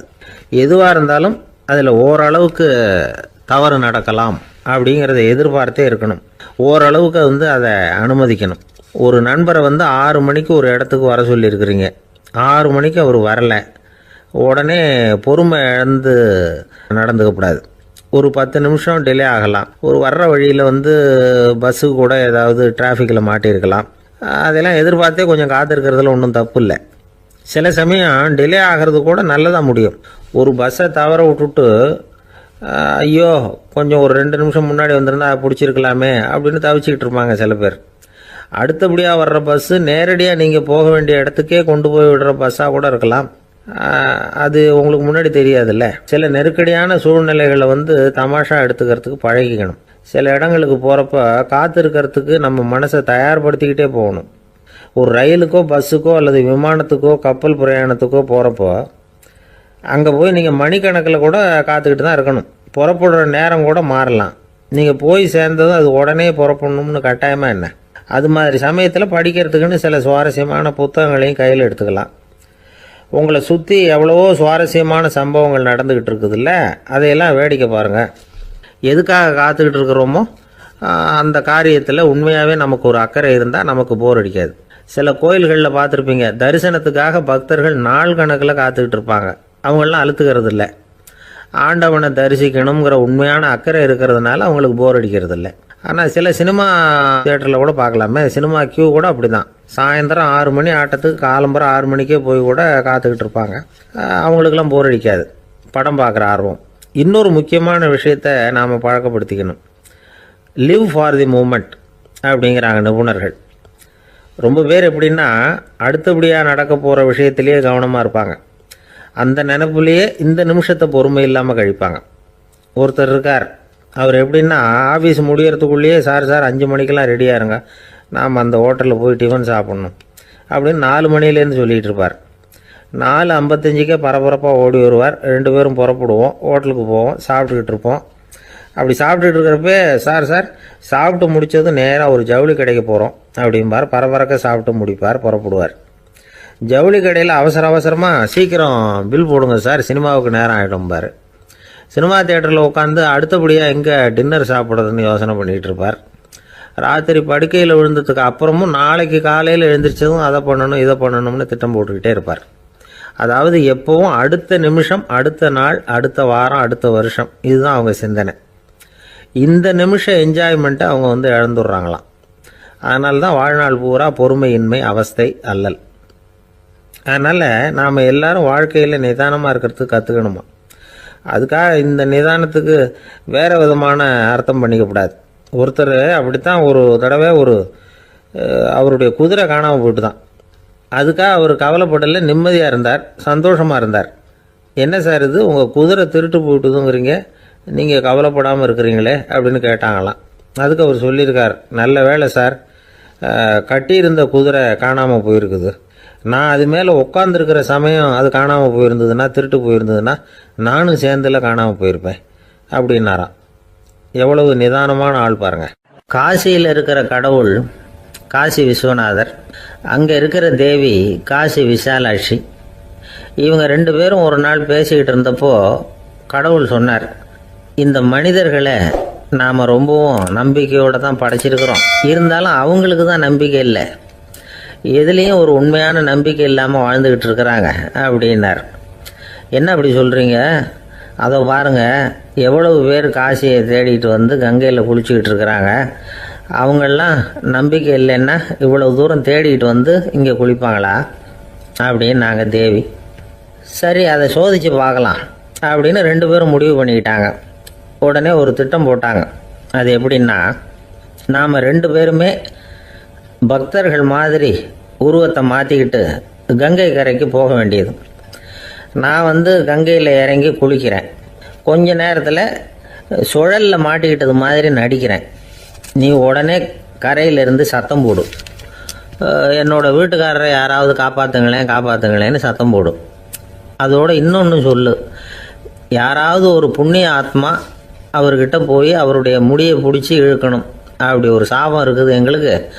புண்ணிய ஆத்மா, அதாவது எந்த பாவமும் செய்யாத இல்லாத ஒருத்தர் தான் அவரை காப்பாற்ற முடியும். அப்படிப்பட்டவங்க யாராவது வெள்ளத்தில் குதிச்சு என்னுடைய கணவரை காப்பாற்றுங்கோ அப்படின்னு நீ சத்தம் போடு, கூச்சல் போடு, என்ன நடக்குதுன்னு பார்க்கலாம் அப்படின்னார் கடவுள். சரின்னு சொல்லி 2 பேருமா சாதாரண பக்தர்கள் மாதிரி கங்கை கரைக்கு வந்து சேர்ந்தாங்க. அவர் இறங்கி குளித்தார். திட்டம் போட்டது மாதிரியே சுழலில் மாட்டிக்கிட்டது மாதிரி கத்துனார். கரையில் இருந்த அந்த அம்மா, ஐயோ என் கணவரை காப்பாற்றுங்களேன், யாராவது காப்பாற்றுங்களேன்னு கத்துனாங்க. பல பேர் ஓடி வந்தாங்க. உடனே இவங்க, பாவம் இல்லாத புண்ணிய ஆத்மா ஒருத்தரால் தான் என்னுடைய கணவர் காப்பாற்றப்படணுங்கிறது விதி, அப்படி ஒரு சாபம் இருக்குது, அதனால் புண்ணிய ஆத்மா யாராவது அவர்கிட்ட போய் அவர் முடியை பிடிச்சி தூக்குனா அவரை காப்பாற்றி விடலாம் அப்படின்னாங்க. இவங்க இப்படி சொன்னதும் எல்லாரும் திகைச்சு போய் நின்றுட்டாங்க. ஒவ்வொருத்தருக்கும் அவங்க செஞ்ச பாவம்லாம் ஒவ்வொன்றா ஞாபகத்துக்கு வர ஆரம்பிச்சுட்டுது. சரி, இதுக்கு நாம லாயக்கு இல்லை அப்படின்னு சொல்லி ஒதுங்கி போக ஆரம்பிச்சிட்டாங்க எல்லாம். இந்த சமயத்தில் யாரோ ஒருத்தர் வேகமாக ஓடி வந்தார். ஆற்றுல குதிச்சார். அவர்கிட்ட போனார், முடியை பிடிச்சார், தூக்குனார், அவரை காப்பாற்றி கரைக்கு கொண்டுட்டு வந்துட்டார். அப்படி காப்பாற்றின அந்த ஆளை இவங்க 2 பேரும் தனியாக கூப்பிட்டுக்கிட்டு ஒரு மண்டபத்துக்கு வந்துட்டாங்க. வந்து விசாரிக்கிறாங்க. நீ யாரப்பா அப்படின்னு கேட்குறாங்க. ஏதும் தெரியாத மாதிரி. நான் இந்த ஊர் அன்ன சத்திரத்தில் வேலை செய்கிற ஒரு சமையல்காரன் அப்படிங்கிறார். நீ வந்து கங்கையில் குளிக்கிறது உண்டான்னு கேட்டிருக்காங்க. நான் இந்த ஊர்லேயே தான் இருக்கிறேன், இருந்தாலும் தினமும் கங்கையில் குளிக்கிறது இல்லை, எப்பாவது ஒரு நாள் அங்கே குளிப்பேன் அப்படின்னார். கங்கையில் மூழ்கி எழுந்திரிச்சா பாவம்லாம் தொலையும்னு சொல்கிறாங்க. அப்படி இருக்கிறப்போ அங்கே இன்றைக்கி கங்கையில் குளிச்சுக்கிட்டு இருக்கிறவங்கெல்லாம் தங்களை வந்து புண்ணிய ஆத்மாவா நினைக்கல. கங்கையில் குளிக்காத நீ உன்னை வந்து புண்ணிய ஆத்மாவா நினச்சி என்னை காப்பாற்ற வந்திருக்கிற, அது எப்படி அப்படின்னு கேட்டார். அதுக்கு அந்த ஆள் சொல்கிறான், கங்கையில் குதித்ததுக்கு அப்புறம் தானே உங்களை காப்பாற்ற போகிறோம். அப்படி குதிக்கும் பொழுது என்னுடைய பாவம்லாம் போயிருக்கும்ல, நான் புண்ணிய ஆத்மாவாக ஆயிருப்பேனே, அதனால தான் துணிஞ்சு வந்து உங்களை காப்பாற்றினேன் அப்படின்னா. கடவுளும் தேவியும் அவனுக்கு வந்து காட்சி கொடுத்தாங்களாம். இப்படி ஒரு கதை உண்டு. அதாவது கங்கையில் குளிச்சுக்கிட்டு இருக்கிறவங்களுக்கே தங்களுடைய பாவம் போகுங்கிற நம்பிக்கை பரிபூர்ணமாக இல்லை. குளிக்காத ஒருத்தனுக்கு அந்த நம்பிக்கை இருந்தது. அதனால் அவனால் கடவுளை பார்க்க முடிஞ்சது. கடவுளை வந்து நாமளும் பார்க்க முடியுமா முடியாதா அப்படிங்கிற குழப்பம்லாம் நமக்கு வேண்டியதில்லை. நம்பிக்கையோடு வாழணுங்கிற உண்மையை மட்டும் இந்த கதையிலேருந்து புரிஞ்சுக்கிட்டா போதும்.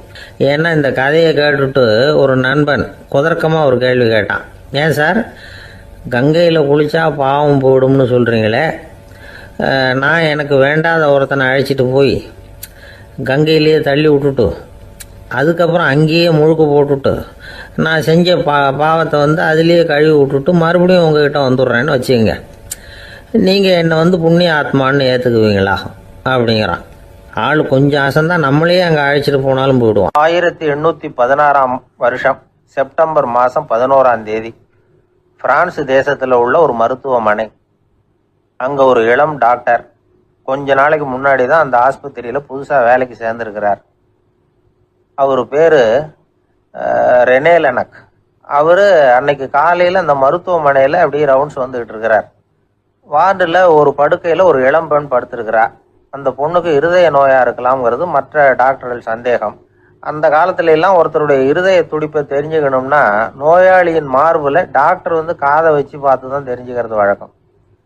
ஆனால் இந்த பெண்ணும் வந்து இளம் பெண், அந்த டாக்டரும் புதுசாக சேர்ந்துருக்கிறவர். அதனால் பரிசோதனை பண்ண தயங்கினார். கொஞ்ச நேரம் யோசனை பண்ணார். திடீர்னு ஒரு ஞாபகம் வந்தது அவருக்கு. அதாவது அன்னைக்கு விடியற் காலையில் தோட்டத்தில் அப்படி வாக்கிங் போயிட்டு இருந்தப்போ சின்ன பசங்கள்லாம் ஒரு மரக்கட்டையை வச்சு விளையாடிட்டு இருந்தாங்களாம். அதை இவர் பார்த்துருக்கிறார். அது என்ன விளையாட்டுனா, ஒரு நீளமான மரப்பலகை, அதில் ஒரு முனையில் ஒரு பையன் தன்னுடைய காதை வச்சுக்கிட்டு இருக்கிறான், மறுமுனையில் இன்னொரு பையன் அந்த மரப்பலகையை ஒரு ஆணியால் கீறிக்கிட்டு இருக்கிறான். ஒரு முனையில் ஆணியால் கீறும் பொழுது மறுமுனையில் காதை வச்சிருக்கிற பையனுக்கு அந்த சத்தம் துல்லியமாக கேட்குது. அந்த டாக்டருக்கு காலையில் பார்த்த இந்த விளையாட்டு ஞாபகத்துக்கு வந்துட்டுது. உடனே என்ன பண்ணார் தெரியுமா? ஒரு நீளமான காகிதத்தை எடுத்தார். அதை அப்படியே உருளை மாதிரி உருட்டினார். ஒரு முனையை அந்த நோயாளியின் மார்பில் இடது பக்கம் வச்சார், இன்னொரு முனையில் தன்னுடைய காதை வச்சார். என்ன ஆச்சரியம்! நோயாளியின் மார்புல நேரடியாக காதை வச்சு கேட்கறத விட துல்லியமாக கேட்டுது இதய துடிப்பு. இதய துடிப்பு மட்டும் இல்லை, மூச்சு இழுத்து விடுறது, திரவ பொருள்களின் அசைவு, எல்லா சத்தமும் தெளிவாக கேட்குது. கிரேக்க மொழியில் ஸ்டெத்தாஸ் அப்படின்னா மார்பு, ஸ்கோப்பின் அப்படின்னா பார்ப்பதுன்னு அர்த்தம். அதனால் டாக்டர் ரெனே லெனக் தான் கண்டுபிடிச்ச கருவிக்கு ஸ்டெதஸ்கோப் அப்படின்னு பேர் வச்சார். அவரே வந்து முதல் மாடலையும் செஞ்சார். அளவு ரொம்ப பெருசாக இருந்தது, சுலபமாக எடுத்துகிட்டு போகிறது கஷ்டம், அது அவ்வளோ கஷ்டமாக இருந்தது அது.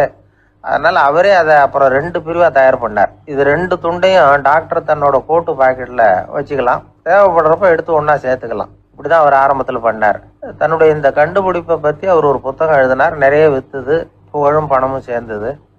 பணமும் புகழும் வந்து சேர்ந்தது மாதிரியே அவருக்கு ஒரு நோயும் வந்து சேர்ந்தது. அது என்ன நோயின்னு கண்டுபிடிக்கிறதுக்கும் அவர் கண்டுபிடிச்ச கருவி தான் உபயோகப்பட்டு தான். அவரே அதை கண்டுபிடிச்சார். அவருக்கு வந்திருந்தது காச நோய்.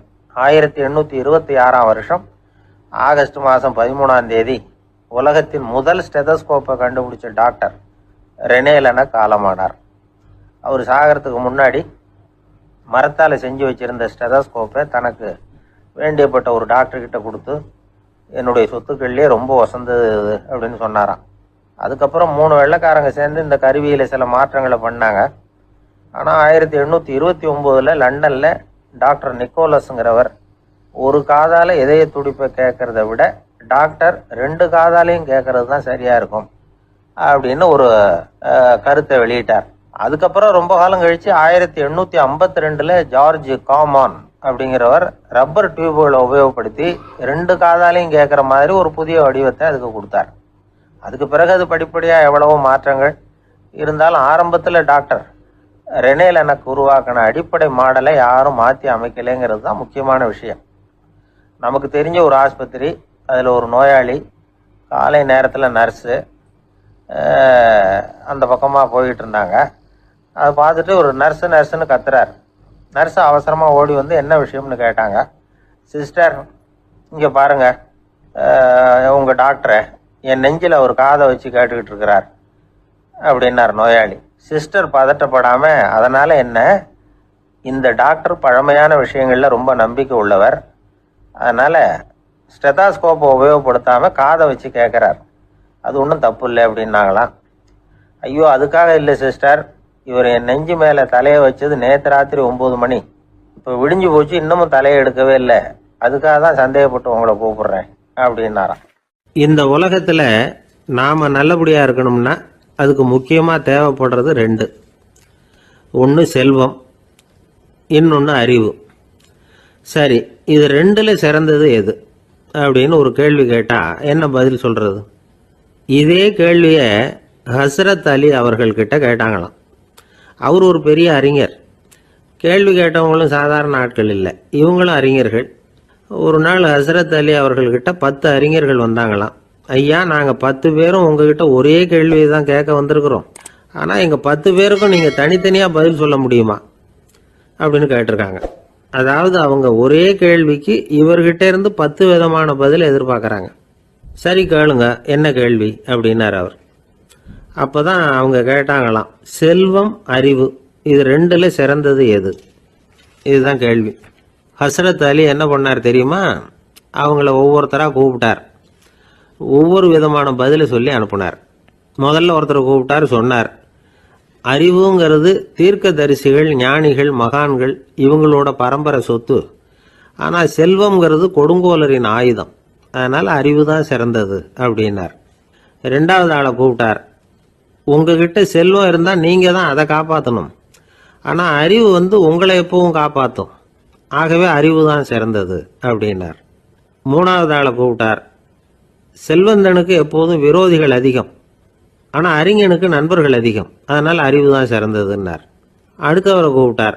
செல்வம் அடுத்தவங்களுக்கு கொடுக்க கொடுக்க குறையும், ஆனால் கல்விங்கிறது அதிகரிச்சுக்கிட்டே வரும், கொடுக்கறதுனால குறையாது, அதனால் அறிவு தான் சிறந்ததுன்னார். இன்னொருத்தரை கூப்பிட்டார். அறிவுள்ளவன் எப்பவும் அதை அடுத்தவங்களுக்கு வாரி வழங்கிக்கிட்டே இருப்பான், அதனால் அவங்ககிட்ட தாராளத்தன்மை இருக்கும், ஆனால் செல்வந்தன்கிட்ட கஞ்சத்தனம் தான் இருக்கும், அதனால் அறிவு தான் சிறந்ததுன்னார். ஆறாவது நபரை கூப்பிட்டார். செல்வத்தை கள்வர்கள் திருடிட்டு போக முடியும், ஆனால் அறிவை அப்படி திருடிட்டு போக முடியாது அப்படின்னார். ஏழாவது நபரை கூப்பிட்டார். செல்வம் கால ஓட்டத்தில் அழிஞ்சிரும், ஆனால் அறிவை கால ஓட்டம் ஒன்றும் பண்ண முடியாது, ஆகவே அறிவே சிறந்ததுன்னார். எட்டாவது ஆளை கூப்பிட்டு சொன்னார். செல்வத்துக்கு எப்பவும் எல்லை உண்டு, நிறை உண்டு, அளவு உண்டு, கணக்கு உண்டு, ஆனால் அறிவுக்கு அப்படிப்பட்ட எல்லை எதுவும் கிடையாது, அதனால் அதுதான் சிறந்ததுன்னார். அடுத்தவனை கூப்பிட்டார். செல்வம் உள்ளத்தில் உள்ள ஒளியை போக்கிவிடும், இருட்டை உண்டாக்கிவிடும், விரிந்த மனப்பான்மையை குறுகலாக்கிவிடும், ஆனால் அறிவு அப்படி இல்லை, இருண்ட உள்ளத்தில் ஒளியை பாய்ச்சி அதை விசாலப்படுத்துது, அதுதான் சிறந்ததுன்னார். கடைசியாக 10வது நபரை கூப்பிட்டார். செல்வம் மனசில் செருக்கை உண்டாக்குது, ஆணவத்தை ஏற்படுத்துது, அதனால் நானே கடவுள்னு நினைக்கிற அளவுக்கு மனுஷனை தாழ்த்தி விடுது, ஆனால் அறிவு பணிவையும் பண்பாட்டையும் வளர்க்குது, அதனால் அறிவு தான் சிறந்ததுன்னார். ஆக இப்படி 10 பேருக்கும் 10 விதமாக பதில் சொன்னது மூலமாக ஹஸ்ரத் அலி அவர்கள் அறிவு தான் செல்வத்தை விட சிறந்தது அப்படிங்கிறதுக்கு 10 காரணங்களை சுட்டி காட்டியிருக்கார். அந்த அறிஞர் 10 பேர் கேட்ட ஒரே கேள்விக்கு 10 பதில் சொன்னார். நமக்கு வேண்டிய ஒருத்தர் 10 பேர் கேட்ட கேள்விக்கு ஒரே பதில் சொல்லி சமாளித்தார். கேள்வி என்ன தெரியுமா? என்கிட்ட வாங்கின கடனை எப்பயா திருப்பி கொடுக்க போற? இதுதான் அந்த 10 பேரும் கேட்ட ஒரே கேள்வி. இந்த மாதம் 26ஆம் தேதி தந்துடுறேன் அப்படிங்கிற ஒரே பதில் சொல்லி அவ்வளவு பேரையும் இவர் அனுப்பி வச்சுட்டாராம்.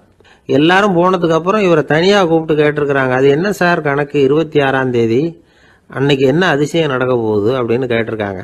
அதிசயம் அன்னைக்கு இல்லை, அதுக்கு முத நாளே நடக்க போகுதுன்னாராம். விவரமாக சொல்லுங்கன்னு இருக்காங்க. வேற ஒன்றும் இல்லைங்க, 26ஆம் தேதி தானே எல்லாரையும் வர சொல்லியிருக்கிறேன், அதுக்கு முத நாளே நான் புறப்பட்டு தலைமறைவாயிட போகிறேன் அப்படின்னாராம் ரொம்ப பெருமையாக. ஒரு ராஜா இருந்தார். நாடு பூராவும் நிறைய மரங்களை நட்டு வளர்க்கணுங்கிறது அவரோட ஆசை. தானே அதுக்கு முன்மாதிரியாக இருக்கணும்னு நினைச்சார்.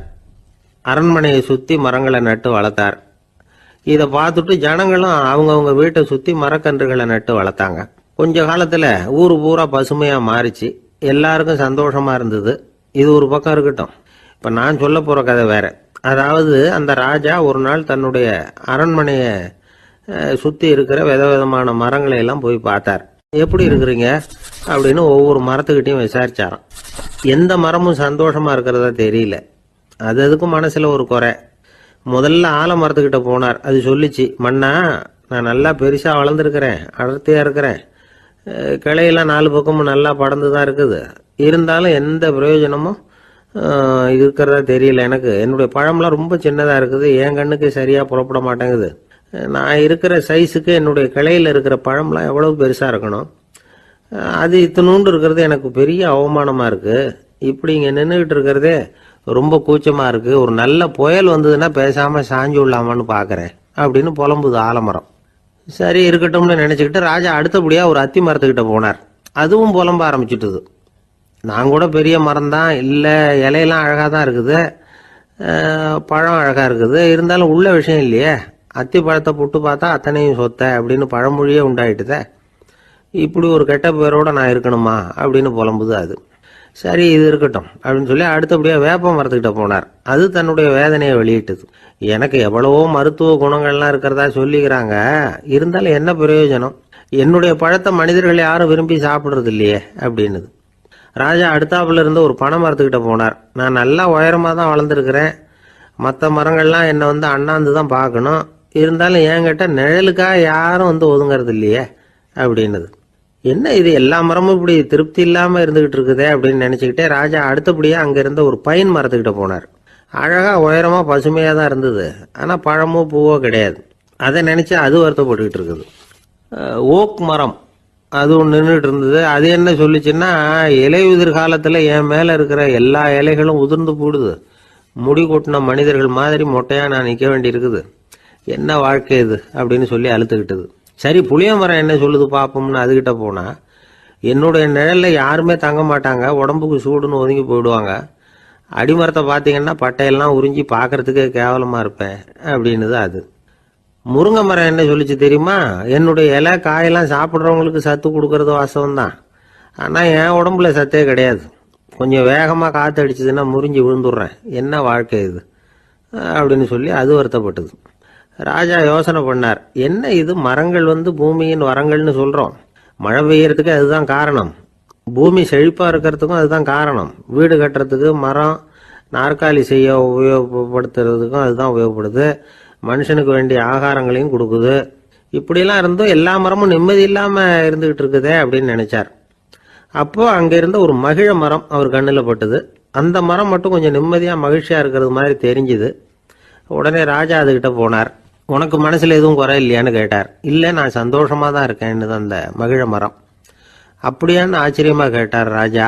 ஆமாம் மன்னா, இந்த இடத்துல நீங்கள் ஒரு முருங்கை மரத்தையோ வேப்ப மரத்தையோ கூட நட்டிருக்கலாம், ஆனால் இந்த இடத்துல நடுறதுக்கு என்ன தேர்ந்தெடுத்திருக்கிறீங்க, அதுவே எனக்கு பெருமை, அதுவே எனக்கு திருப்தி அப்படின்னு தான் மகிழ மரம். மகிழ மரம் சாதாரணமாக தான் இருக்கும், இளம் மஞ்சள் நிறத்தில் பூக்கள், அது காய்ந்தும் மனம் வீசும். மகிழ மரம் மாதிரி மன திருப்தியோடு வாழறதுக்கு நாம் கற்றுக்கணுமா. நாம் இந்த உலகத்தில் ஒரு நாயாவோ நரியாவோ கூட பிறந்திருக்கலாம், மனுஷனாக பிறந்திருக்கிறோம், அதுவே பெருமை தானே. இந்த நிறைவு தான் மகிழ்ச்சியின் ரகசியம். ஒரு பையன் அப்பா கிட்ட போய், அப்பா நீங்கள் இந்த உலகத்தில் ஒரு மனுஷனாக பிறந்தது என்னோட அதிர்ஷ்டம் நானா. ஏண்டா அப்படி சொல்கிறேன்னு இருக்கார் அப்பா. நீங்கள் ஒரு கரடியாக பிறந்திருந்தா இந்நேரம் நானும் ஒரு கரடி குட்டியாக தானே இருந்திருப்பேன் அப்படின்னு நானா பையன். ஐயா, என்னுடைய நூல் வெளியீட்டு விழாவுக்கு அவசியம் நீங்கள் வரணும் அப்படின்னு கூப்பிட்டார் ஒருத்தர். எப்போ வரணும்னு கேட்டேன். அடுத்த வாரம்னார். சரி, புத்தகம் தயாராகிட்டுதா அப்படின்னு. நாளைக்கு தான் அச்சிக்க கொடுக்க போகிறேன்னார். என்னங்க இது, புத்தகம் அச்சிடுறதுக்கு முன்னாடியே அழைப்புதழை அச்சடிச்சு விட்டீங்களே அப்படின்னு கேட்டேன். அதனால் என்னங்க, அந்த காலம் மாதிரி அப்போல்லாம் அச்சுக்கலை எவ்வளவோ முன்னேறியாச்சுங்க. Linotype, monotype, phototype, laser, இப்படி என்னென்னமோ வந்தாச்சு. இன்னைக்கு கொடுத்தா நாளைக்கே புத்தகம் தயார் அப்படின்னார். இப்படி இந்த அளவுக்கு முன்னேறி இருக்கிற இந்த அச்சுக்கலை ஆரம்பத்தில் எப்படி இருந்தது தெரியுமா? அந்த காலத்தில் காகிதம்னா என்னன்னே தெரியாது, அப்படி ஒன்று கண்டுபிடிக்கப்படவே இல்லை. அப்போல்லாம் எதையாவது ஒன்று எழுதணும்னா அதுக்கு ஆட்டு தோலை தான் பயன்படுத்தி இருக்கிறாங்க. கண்ணுக்குட்டி தோல் கூட அதுக்கு உபயோகப்பட்டு தான். ஐரோப்பாவில் இருந்த பாதிரியார்கள் தோலில் எழுதப்பட்ட புத்தகத்தை தயாரிக்கிறதுல ரொம்ப கெட்டிக்காரங்களாம்.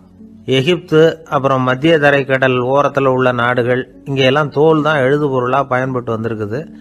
ஆனால் நம்ம நாட்டில் ஓலைச்சுவடிகளை எழுத்துக்கு பயன்படுத்தி இருக்கிறாங்க. எழுதுறதுக்கு தோலை பயன்படுத்தினவங்க பிறகு பேப்பரைஸ் அப்படிங்கிற கோரை புல்லை அதுக்கு பயன்படுத்தினாங்களாம். இதெல்லாம் அப்படி கொஞ்சம் கொஞ்சமாக கண்டுபிடிச்சிட்டு வந்திருக்கிறாங்க. அந்த புல்லை கச்சிதமாக நறுக்க வேண்டியது, நல்லா பதப்படுத்த வேண்டியது, அதுக்கப்புறம் அதில் எழுத வேண்டியது, அவ்வளவுதான். பேப்பருங்கிற சொல்லே இந்த பேப்பைரஸ் அப்படிங்கிறதுலேருந்து வந்தது தான். அதுக்கப்புறம் தான் காகிதம் வந்தது. இதை முதல்ல சீன நாட்டில் தான் கண்டுபிடிச்சாங்க. அது வந்த பிறகு அச்சு எந்திரம் கண்டுபிடிக்க வேண்டிய அவசியம் ஏற்பட்டது. அதை கண்டுபிடிச்சவர் ஜெர்மானிய அறிவியல் அறிஞர் ஜான் கூட்டன்பர்க். அச்சு கலைக்கு அடித்தளம் அமைச்சவர் அவர் தான். ஜெர்மனியில் மெயின்ஸ் அப்படிங்கிற ஊரில் 1399 பிறந்தார். அவரோட மாமன் ஒருத்தர் உலோக வேலையில் வல்லவர். அவர்கிட்ட அந்த வேலையை கற்றுக்கிட்டார். அதோட வைர கற்களை பட்டை தீட்டுறதுலையும் ரொம்ப தேர்ச்சி பெற்றிருந்தார். இளம் வயசுலேயே சும்மா இருக்க மாட்டாராம், எதை செஞ்சாலும் அதை திறமையாக செய்வாராம். அவர் தான் முதல்ல மர அச்சு எழுத்துக்களை உருவாக்கினார். அது மேலே மை தடவி பிரதிகள் எடுத்தார். அதுக்கப்புறம் உலோக எழுத்துக்கள், முதல்ல காரியம், அப்புறம் இரும்பு, அப்புறம் கலப்பு உலோகம், பிறகு அச்சடிக்கிறதுக்கு எந்திரம் ஒன்றையும் உருவாக்கினார். முதல்ல பைபிள் அச்சடித்தார். 1468 அவர் இறந்து போனார். 16ஆம் நூற்றாண்டில் மேலை நாடுகளிலிருந்து மர எழுத்துக்களை கொண்டுகிட்டு தமிழ்நாட்டில் கிறிஸ்தவ நூல்களை அச்சிட்டாங்க. அப்போல்லாம் அச்சகங்கள் போதிய அளவுக்கு இங்கே இல்லை. அதுக்கு என்ன காரணம்னா, இந்தியர்கள் அச்சகங்களை நடத்தக்கூடாது அப்படின்னு சட்டம். 1835 வரைக்கும் அந்த சட்டம் நடைமுறையில் இருந்தது. இந்த நிலைமையில் அங்கேயும் இங்கேயுமா 1-2 அச்சகங்கள் ஆரம்பமாச்சு. 1713 தரங்கம்பாடியில் லூத்தரன் மிஷன் அச்சகம், அதே ஆண்டில் சென்னையில் SPCK அச்சகம். இது ரெண்டும் தான் இந்தியாவில் முதல்ல தொடங்கப்பட்ட அச்சகங்கள். ஆட்டுத்தோல்லையும் ஓலைச்சுவடியிலையும் எழுதப்பட்ட எழுத்துக்கள் இன்னைக்கு எங்கேயோ போயிட்டுது. ஆனால் நம்ம ஊரில் எழுத்தாளர்கள் நிலைமை தான் ஒன்றும் சொல்லிக்கிறது மாதிரி இல்லை. நம்ம ஆள் ஒருத்தர் சொன்னார், சார் நான் சொந்தத்தில் ஒரு அச்சாபீஸ் வச்சுருந்தேன், இப்போவும் வச்சுருக்கிறேன். அதனால் என்னுடைய படைப்புகளை புத்தகமாக வெளியிடுறதுல எனக்கு ஒன்றும் கஷ்டம் இல்லை. வருஷத்துக்கு ஒரு புத்தகம் எழுதி வெளியிட்டுருவேன். 15 வருஷமாக இலக்கிய உலகத்துக்கு இப்படி சேவை செஞ்சுக்கிட்டு வர்றேன். ஆனால் இந்த வருஷம்தான் வாசகர்கள் எனக்கு பாராட்டு விழா நடத்தி இருக்கிறாங்க அப்படின்னார். இந்த வருஷம் அப்படி என்ன விசேஷம் அப்படின்னு கேட்டோம். இந்த வருஷம்தான் நான் எந்த புத்தகம் எழுதி வெளியிடாமல் இருந்தேன், அதுக்காகத்தான் எனக்கு இந்த பாராட்டு விழா அப்படின்னார். நமக்கு முன்னாடி நமக்கு வேண்டிய ஒருத்தர் ஒரு கிளாஸில் நமக்கு பழச்சாறு கொண்டாந்து வைக்கிறாருன்னு வச்சுக்கோங்க. உடனே நாம் என்ன பண்ணுவோம்? எடுத்து கிடுகிடுன்னு சாப்பிட்ருவோம், அடுத்தவங்க யாரும் வர்றதுக்குள்ள. அதை விட்டுட்டு அதை கொண்டாந்து வச்சவர்கிட்டயே அதோட விலை என்ன அப்படி இப்படின்னு நான் கேட்டுக்கிட்டு இருப்போம். நாம் கேட்க மாட்டோம். ஆனால் காந்திஜி அப்படி கேட்டாராம். எப்போ தெரியுமா? 1935. அந்த வருஷம் மே மாதத்தில் ஒரு நாள் காந்திஜி டெல்லியில் இருக்கிறார். அப்போ அவருக்கு 2 டம்ளர் மாம்பழச்சாறு கொண்டாந்து கொடுக்குறாங்க. அதை வாங்குறார். இதோட விலை என்ன அப்படின்னு கேட்டார் காந்திஜி. யாருக்கிட்ட கேட்டாருன்னா மனுபென் காந்திகிட்ட கேட்குறார். அவங்க தான் கொண்டாந்து கொடுக்குறாங்க. காந்திஜிக்கு உதவி செய்கிறதுக்காக அவர் கூடவே இருந்தவங்க அவங்ககிட்ட தான் கேட்குறாரு. காந்திஜி சும்மா வேடிக்கைக்காக இப்படி கேட்குறாருன்னு நினச்சிட்டாங்க அந்த அம்மா. அதுவும் இல்லாமல் அதோட விலையை கேட்டால் காந்திஜி நிச்சயமாக அதை சாப்பிட மாட்டார் அப்படிங்கிற பயம் வேறு. அதனால் அந்த அம்மா பதில் எதுவும் சொல்லாமல் கம்முன்னு இருந்துட்டாங்க. கொஞ்ச நேரம் ஆச்சு. அந்த பழச்சாறு வச்ச இடத்துல அப்படியே இருக்குது, வச்ச இடத்துல வச்சபடியே இருக்குது. காந்திஜி அதை சாப்பிடவே இல்லை. மனுபென் காந்தி பார்த்தாங்க. மெதுவாக காந்திஜி கிட்ட போய் அதை சாப்பிடுங்களேன் அப்படின்னாங்க. பழச்சாறு விலை என்னன்னு கேட்டேன், அதுக்கு பதில் இல்லை. அது முதல் தப்பு. பதிலை எதிர்பார்த்திருந்தும் அதை பற்றி விசாரிக்கலை, அது 2வது தப்பு. இப்படி 2 தப்புகளை பண்ணிவிட்டு என்கிட்ட இதை சாப்பிடுங்கன்னு சொன்னால் அது எப்படி அப்படின்னு கேட்டாராம் காந்திஜி. மனுபென் காந்தி என்ன சொல்கிறதுன்னு தெரியாமல் திகைச்சு போய் நின்றுக்கிட்டு இருந்தாங்க. காந்திஜி தொடர்ந்து சொன்னாராம், இப்போ என் முன்னாடி வச்சிருக்கிற இந்த பழச்சாறு விலை சுமாராக ஒரு அரை ரூபாயாவது இருக்கும். அது அந்த காலத்து மதிப்பு. இந்த பழச்சாறு இல்லாமல் கூட என்னால் இருக்க முடியும். ஆனால் அவசியமான பொருள்களை வாங்கிறதுக்கு கூட சக்தி இல்லாத மக்கள் இந்த நாட்டில் நிறைய பேர் இருக்கிறாங்க. அப்படி இருக்கிறப்போ எனக்கு என்னத்துக்கு இந்த விலை உயர்ந்த பானம்? இதை இப்போ நான் சாப்பிட்டா என் உடம்பு வேணும்னா ஆரோக்கியமாகலாம், ஆனால் என் மனசு அமைதி அடையாது. எனக்கு என்னுடைய உடல் ஆரோக்கியத்தை விட மன ஆரோக்கியம்தான் முக்கியம். அதனால் இதை நான் சாப்பிட மாட்டேன், எடுத்துகிட்டு போயிடு அப்படின்னாராம். அந்த சமயத்தில் ஒரு அகதி பொண்ணு 2 குழந்தைகளோட காந்திஜியை பார்க்கறதுக்காக வந்தது. வணக்கம் சொல்லிச்சு. காந்திஜி உடனே தனக்கு முன்னாடி இருந்த பழச்சாற்றை எடுத்து அந்த பொண்ணுக்கிட்டையும் குழந்தைகள்கிட்டையும் கொடுத்து சாப்பிட சொன்னார். அவங்க அதை வாங்கி ரொம்ப சந்தோஷத்தோடு சாப்பிட்டாங்களாம். அதை பார்த்த காந்திஜி முகத்தில் ஒரு புன்னகை, ஒரு பரவசம், ஒரு திருப்தி. அவர் மனசு நிறைஞ்சி இருந்தது. அப்போ அவர் சொன்னாராம், ஆண்டவன் எனக்கு எப்பவும் சரியான சமயத்தில் கை கொடுப்பாருங்கிறது அதுக்கு இதுதான் அத்தாட்சி. நான் ஒரு இக்கட்டான சூழ்நிலையில் இருக்கிறப்ப கூட கடவுளின் கருணையால் அந்த சூழ்நிலை என்னை பாதிக்கலை. என் கூட இவ்வளவு நாள் பழகியும் கூட இங்கே இருக்கிறவங்க எனக்கு அதிக விலை உள்ள பழரசத்தை கொடுத்தாங்க. ஆனால் சரியான நேரத்தில் அதை சாப்பிட வேண்டியவங்களை என்கிட்ட அனுப்பி வச்சு என்னை சந்தோஷப்படுத்தினார் கடவுள், அவருக்கு நன்றி அப்படின்னாராம் மகாத்மா காந்தி. உடல் ஆரோக்கியத்தை விட மன ஆரோக்கியம்தான் எனக்கு முக்கியம்னு சொன்னார் பாருங்க. அதை நாம் எல்லாரும் மனப்பூர்வமாக இன்றைக்கி சிந்திச்சு பார்க்கணும். இந்த காலத்தில் எல்லாரும் அப்படியா நினைக்கிறாங்க? எனக்கு தெரிஞ்ச ஒருத்தர் இருந்தார். தினமும் காலையில் ஒரு காஃபி சாப்பிட உட்கார்ற நேரத்தில் பக்கத்து வீட்டுக்காரர் வந்து சேருவார் கரெக்டாக. உடனே அவரும் தனக்குன்னு